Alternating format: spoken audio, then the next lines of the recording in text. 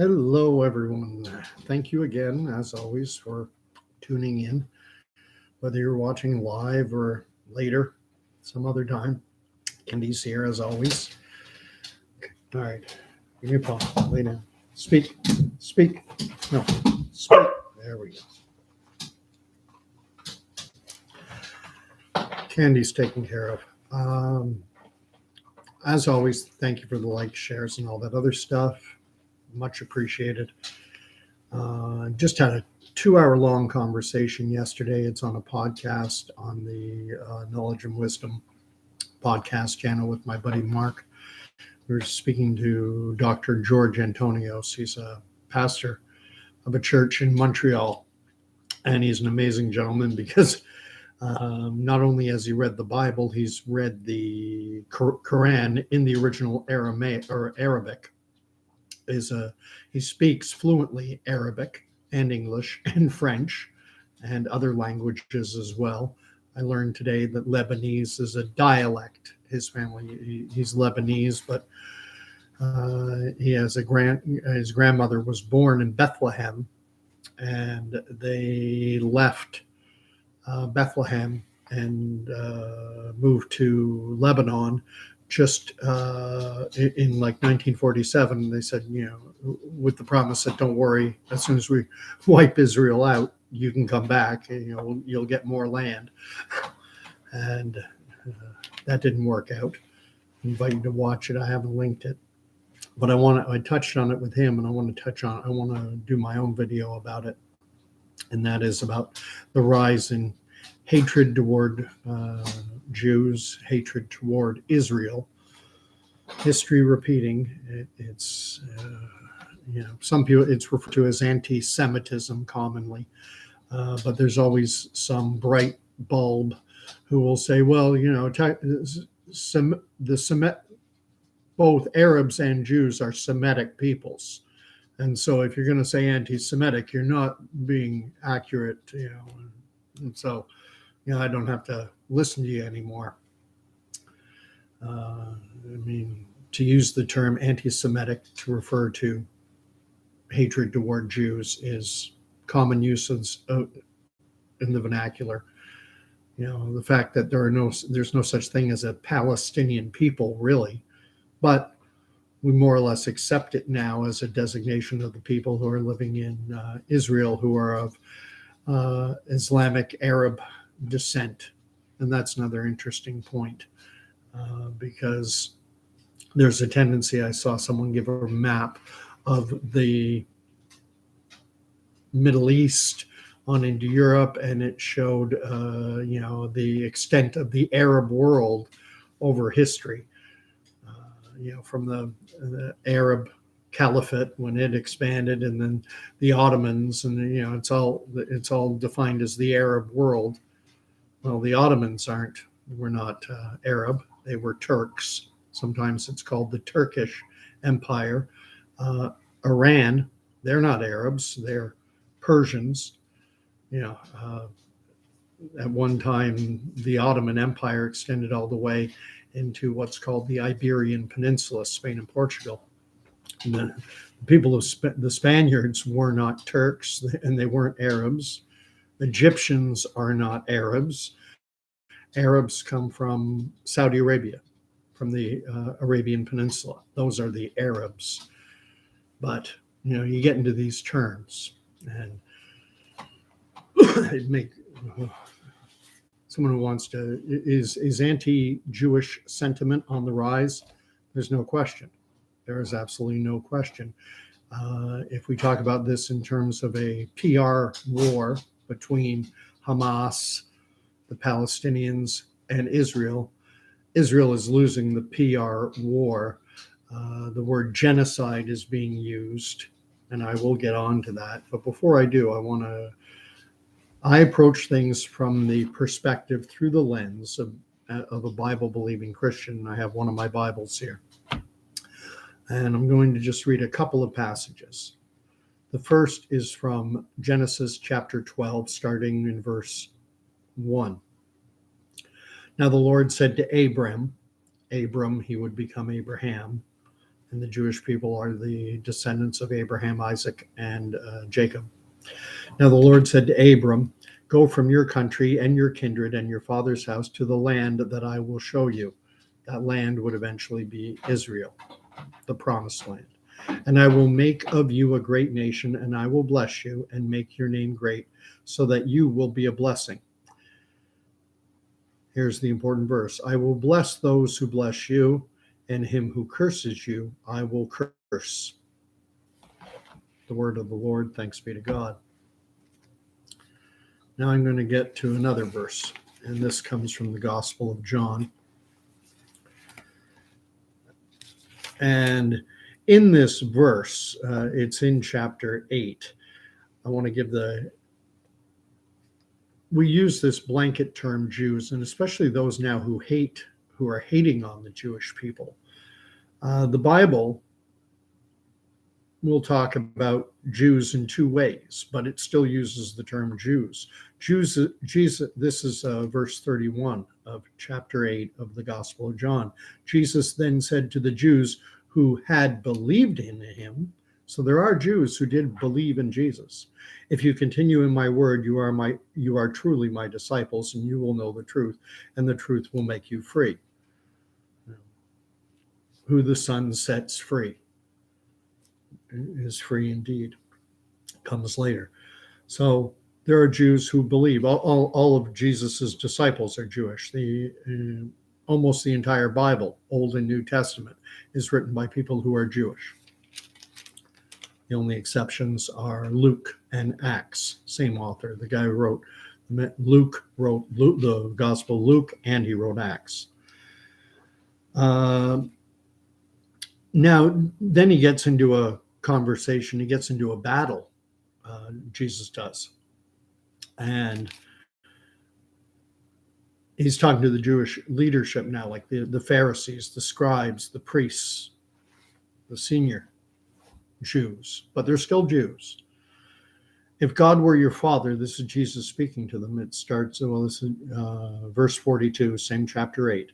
"Jesus said to them, if God were your father, you would love me, for I have proceeded and came forth from God. I came not of my own accord, but he sent me. Why do you not understand what I say? It is because you cannot bear to hear my word. You are of your father, the devil, and your will is to do your father's desires. He was a murderer from the beginning and has nothing to do with the truth, because there is no truth in him. When he lies, he speaks according to his own nature, for he is a liar and the father of lies." They've made what he is saying, my understanding, to these Jews who are in leadership positions, is that they've made Satan their father. The fact that Jesus is still speaking to them, though, tells me that Jesus is fulfilling his mission as the Messiah. He came from God. God sent him for the lost sheep of Israel. When the Canaanite woman in Matthew, I've referenced it in other videos. I don't remember the chapter and verse, but it's in the book of Matthew. When Jesus is sitting at table and there's a Canaanite woman beseeching him to heal my daughter, and Jesus, the disciples are saying, get rid of her, and Jesus himself rebukes her and says to her, "It is not fair to give the children's bread to the dogs." He calls her a dog.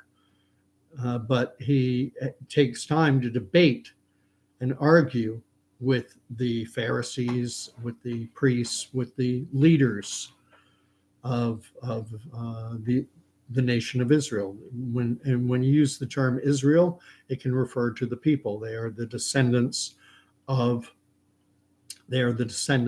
Jacob, and Jacob was renamed Israel when, after a night for it's in Genesis, and I don't remember the chapter and verse, but if you don't believe me, look it up.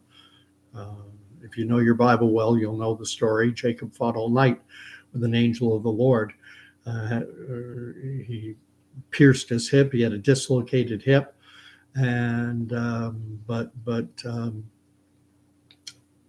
he refused to submit. He refused to give in until he was given a blessing. And the blessing he received, he was given the name Israel. His name was changed from Jacob to Israel.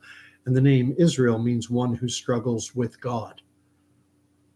And we can see that the Jewish people have had a long struggle with God.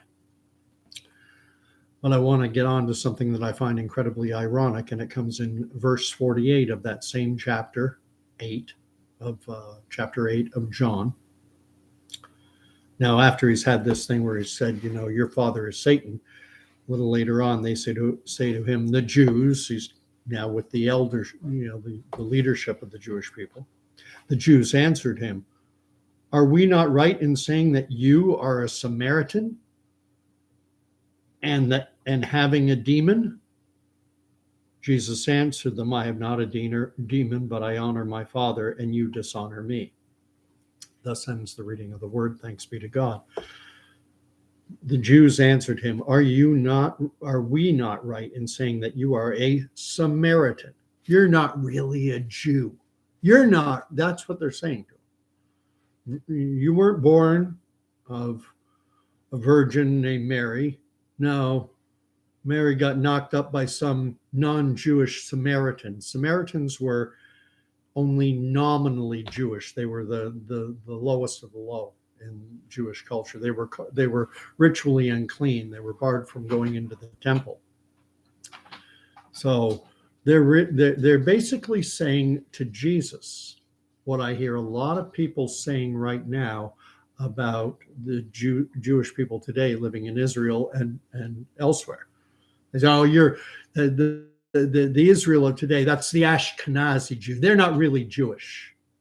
They're these Khazarian Jews. And so they don't count, which is what the same accusation was made against Jesus by the elders of the temple or the elders of the synagogue, the Samaritans and such. And so history repeating. I find that very ironic that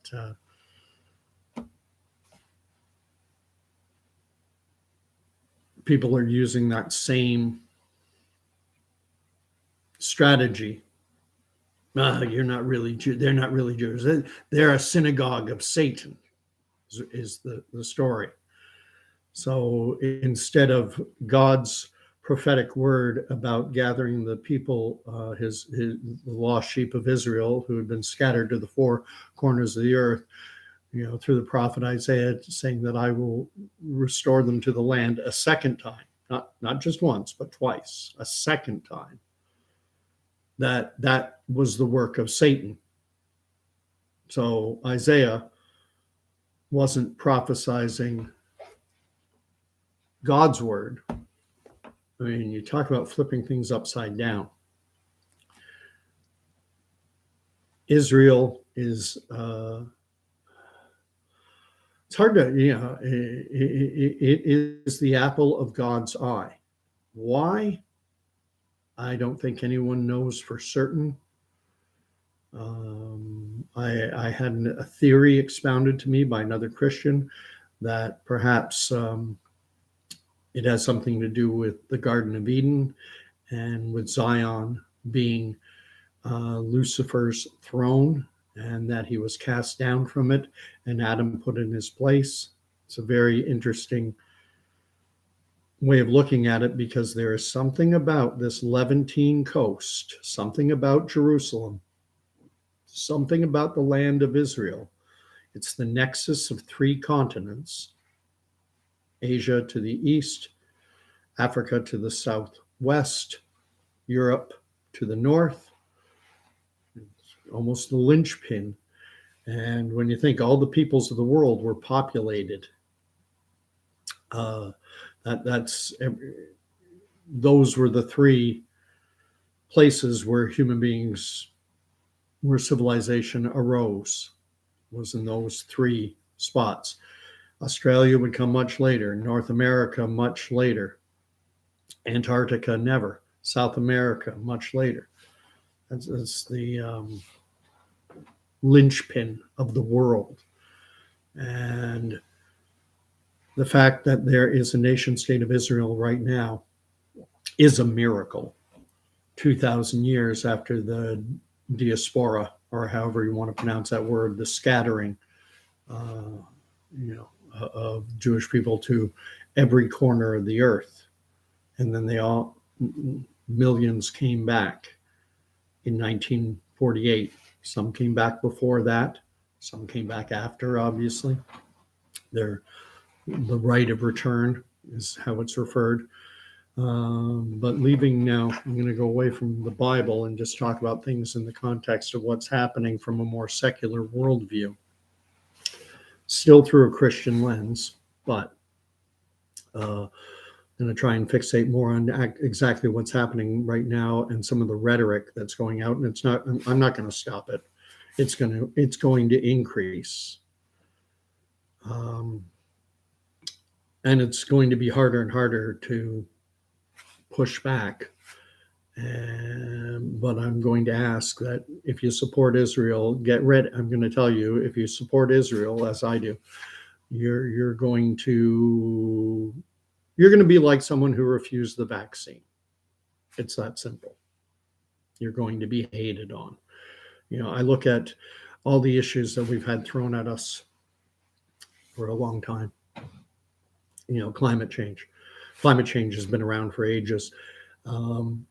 And when COVID came along, it kind of got pushed to the background.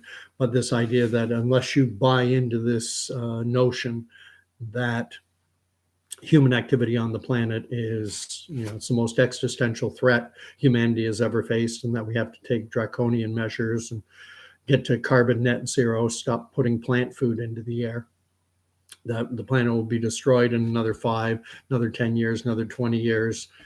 By now, the ice caps are supposed to have melted. The sea level, if the predictions from the 80s and the 90s and 2000 had come true, I wouldn't be doing my video right now. It's just fear mongering.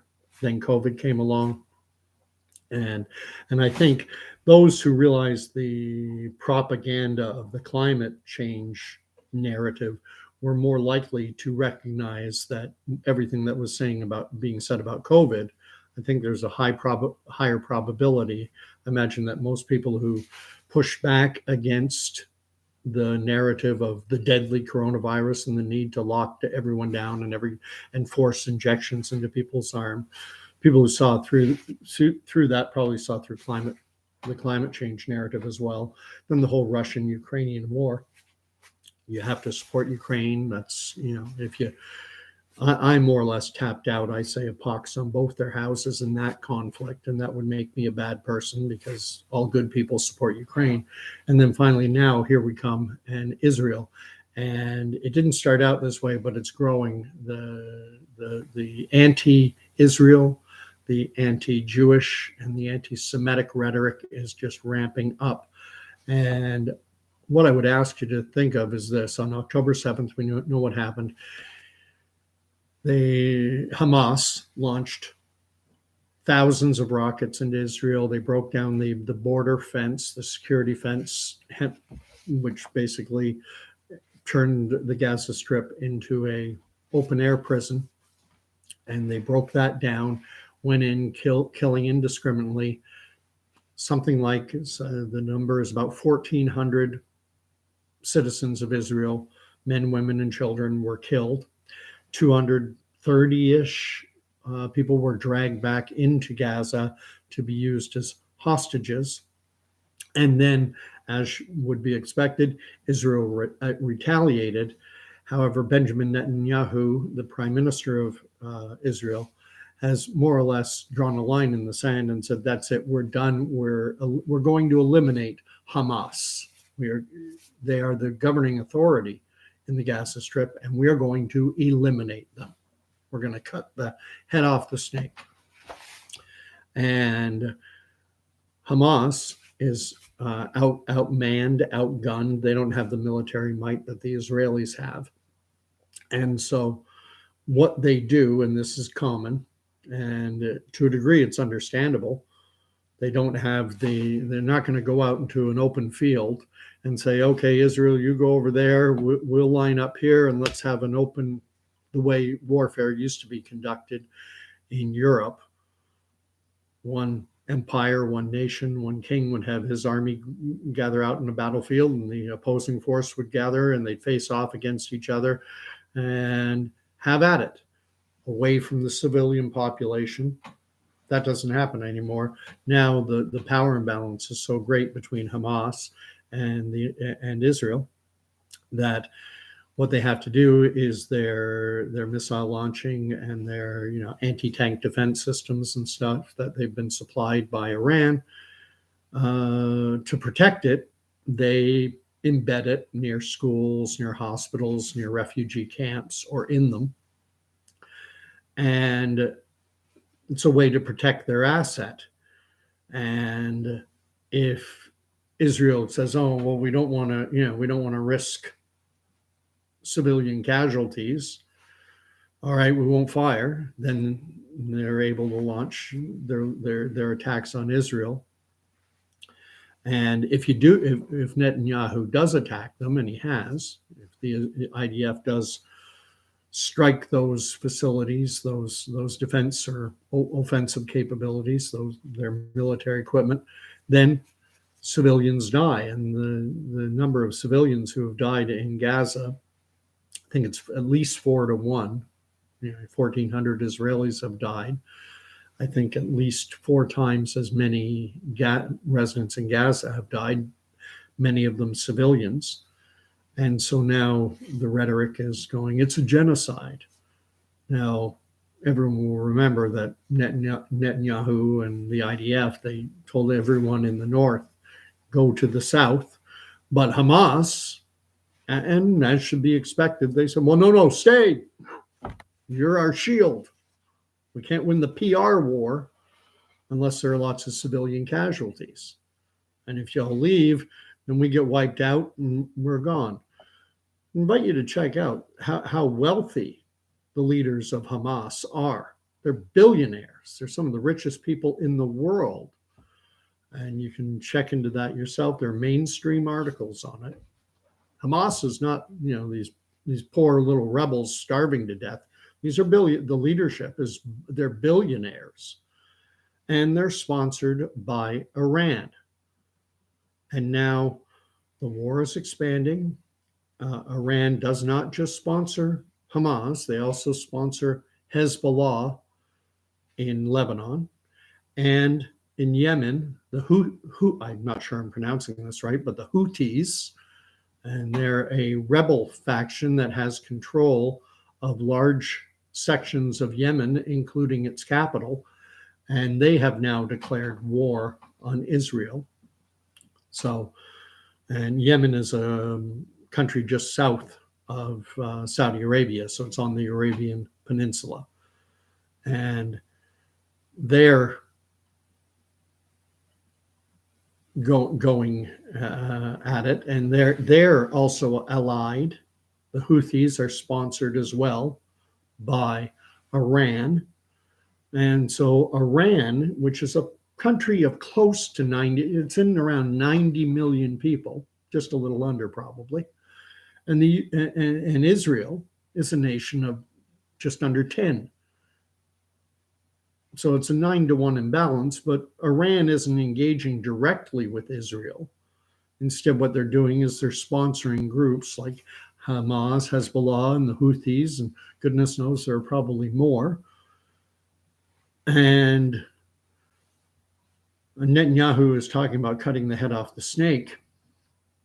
Well, the head of the snake, in my eyes, in my mind, isn't Hamas, it isn't the Houthis, it isn't Hezbollah, it's Iran.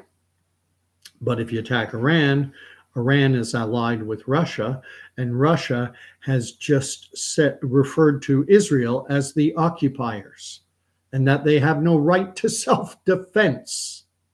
And he said that at the UN. The Russian ambassador to the UN has said that that Israel has no right to self-defense because they are occupiers, and they cited some. So they're occupiers of their ancestral homeland. and yet they have no right to. And ultimately, the goal of Hamas and the Houthis and Hezbollah, they all have the same goal: to wipe Israel out, wipe them off the map, and to install, and create an Islamic State like ISIS. That's the goal. But they're losing. But Israel is losing the PR war right now. And all I'm going to say to you is that if you're going to stand, that's why I read the verse from Genesis at the beginning. All that bless you will be blessed, and all that curse you will be cursed. Hashem, protect Israel, protect her citizens,